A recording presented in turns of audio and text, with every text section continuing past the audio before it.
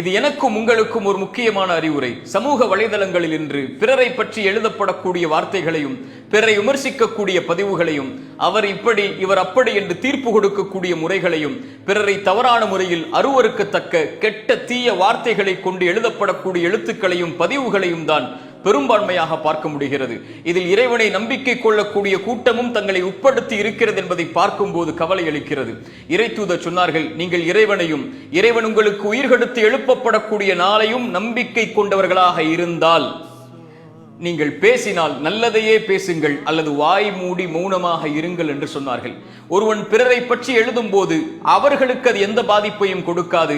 தான் யார் என்பதைத்தான் அவன் எழுத்துக்கள் பதிவுகளின் மூலமாக மக்களுக்கு வெளிப்படுத்துவதாக ஆகும். நாம் நல்லதையே பேசுவோம் அல்லது வாய் மூடி மௌனமாக இருப்போம். எல்லா நிலையிலும் நாம் இறைவனையும் இறைவன் நம்மை உயிர் கொடுத்து எழுப்புவான் என்ற நாளையும் நம்பிக்கை கொண்டவர்களாக இருந்தால் மட்டும்